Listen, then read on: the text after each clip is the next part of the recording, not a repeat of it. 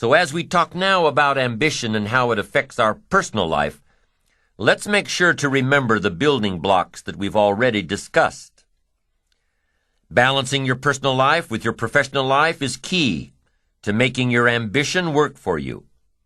Home life, work life, they must work together. Making sure that what you're going for in your career complements your home life.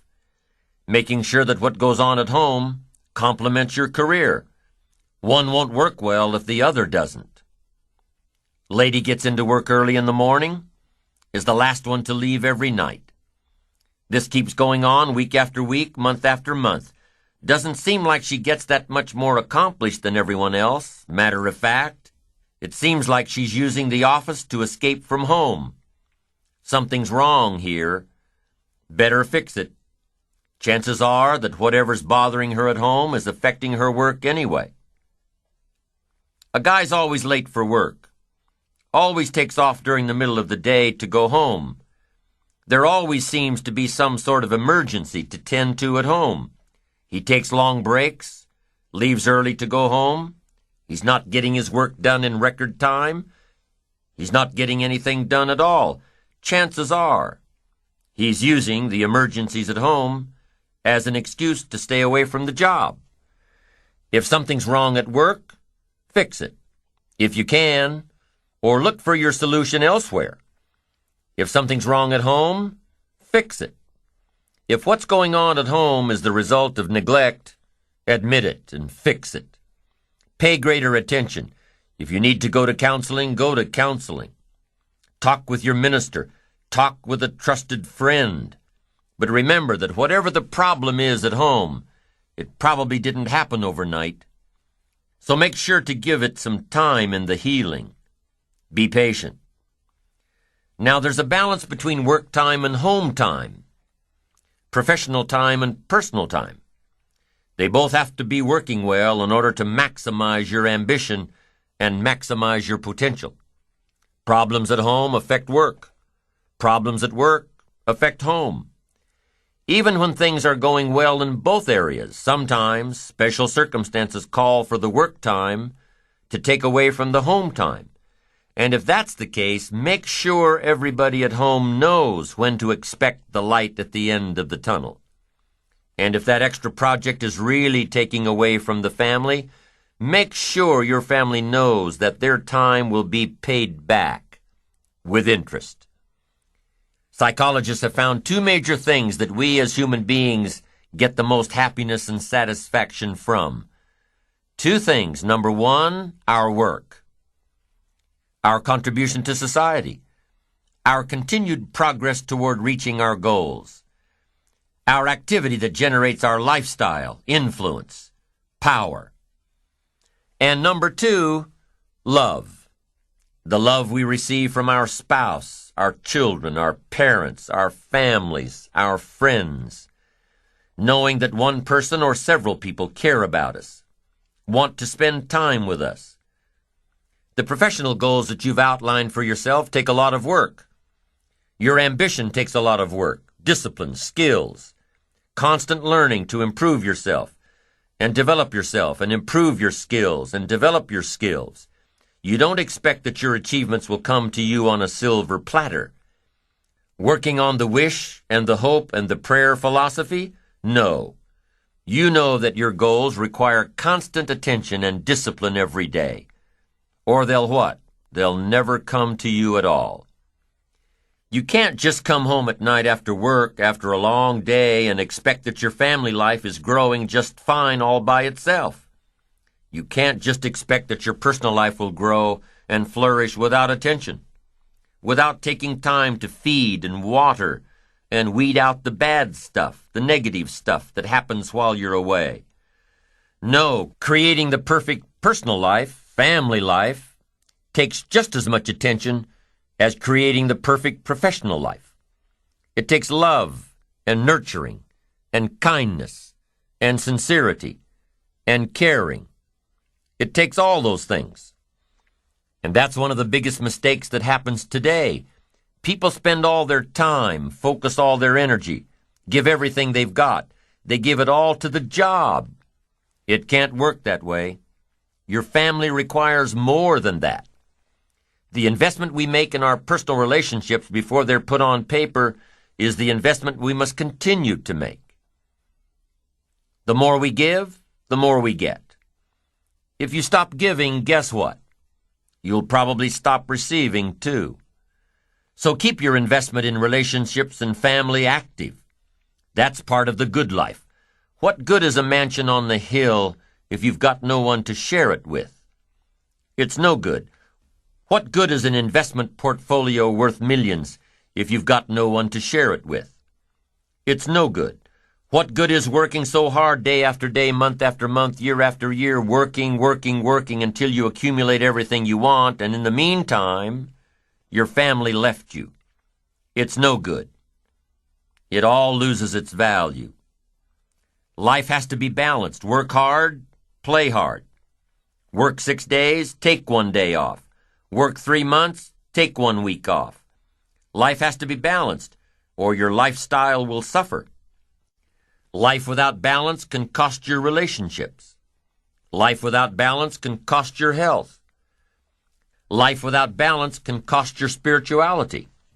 Life without balance can cost your wealth. Happiness. Balance. Work on a balanced life. Work on balanced ambitions. If you're a believer, don't neglect it. Study and practice if you're a believer in spirituality. Nourish, study, and practice the art of spirituality. Because we learned before that the great destroyer of all of us is neglect. Starts like an infection, becomes a disease. One neglect leads to another, starts spinning out of control. Here's one thing to consider if you've neglected your spirituality, if you're a believer. Now, I'm not asking you to be a believer, but I'm asking that if you are a believer, do not neglect that part of your future. Study and practice as diligently as you study and practice ambition and parenting and skills and success in the marketplace. Faith helps sustain ambition. Here's what else plays an important role in your ambition: your physical side, your health. And here's some of the best advice I've got on the physical side. Ancient scripture says, treat your body like a temple. Excellent advice. Treat your body like a temple, meaning something you'd take extremely good care of. A temple, not a woodshed. No, a temple. And here's why. The mind and the body work together. You've got to have both functioning well. Here's one of the best ways I've come to look at it. Your body needs to be a good support system for the mind and the spirit. A good support system that can take you where you want to go, support you with strength and energy and power and vitality. Here's a major part of success: vitality. I'm telling you, some people don't do well simply because they don't feel well. Now, feeling well is a personal responsibility. By taking care of the temple, it's the only place you've got to live. Your physical body. Cherish it. Ancient scripture says this: sometimes the spirit is willing, but the body is weak. See, that's a sad combination, a willing spirit and a weak body. You can't think of a much more pitiful combination. You wake up in the morning and the mind says, let's go get 'em, and the body says, I can't even get out of bed. You now have to have a conversation with your body that says, that's the last time you're going to fail me. Give me the excuse that you can't get out of bed. I'll drive you to your knees to do push-ups until you're exhausted. I've got these plans for fortune and enterprise, and there's one thing I'm going to demand: a strong, unbelievably powerful support system. From now on, I'm going to have a support system that will take me wherever I want to go. Support me with power. Support me with vitality, strength, uniqueness, zest. Anything less than that, I will not settle for. I'm telling you, you've got to take care of this physical side because it's so important. Be conscious of self, of your support system. Be conscious of self, but not self-conscious. Don't work on it too much, more than you need to. You don't have to spend 6 hours a day to have a good support system. You don't have to. 30 minutes a day, 1 hour a day, and you can have a strong, healthy body.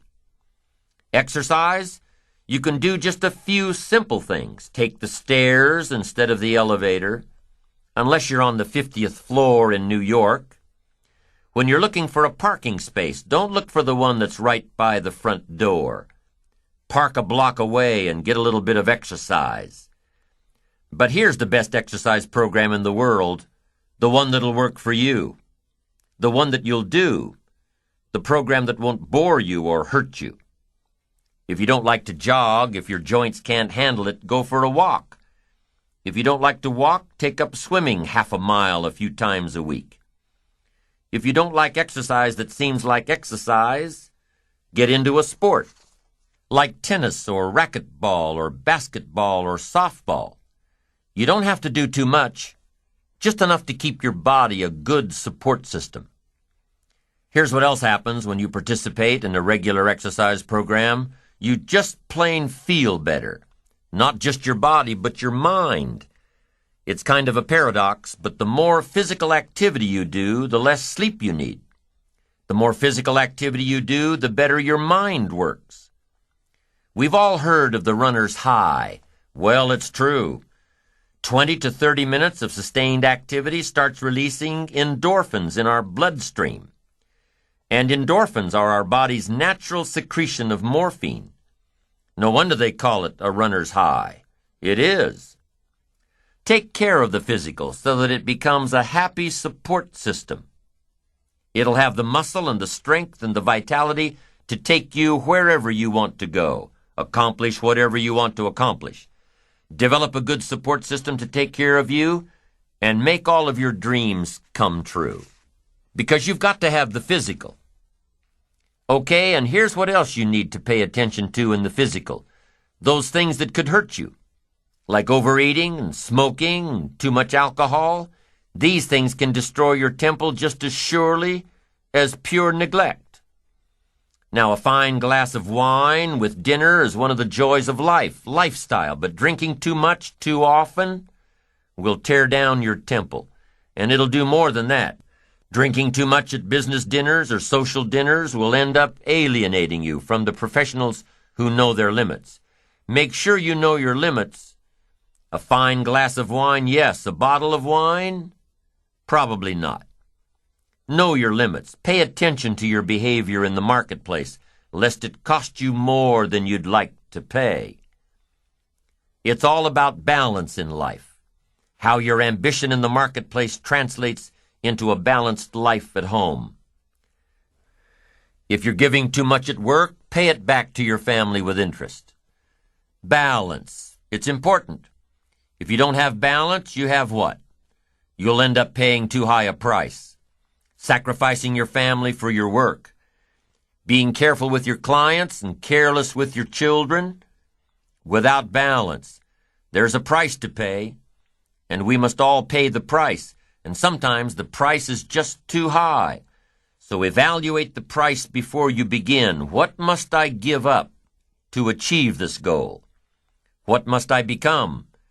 Evaluate it all. Now, do you think your disciplines at work can affect your personal life? Do you think the skills you perfect at work affect your personal life? Of course. The skills you bring from work have an enormous bearing on your personal life. All disciplines affect each other. Nothing stands alone. Everything affects everything. Everything matters. Yes, there are some things that don't matter as much, but there isn't anything that doesn't matter. Nothing at all. Be not casual in your approach to life and business and family. Don't be casual. Everything matters. How you treat your children will undoubtedly affect how you treat your clients. How you run your office will undoubtedly affect how you run your life, your home.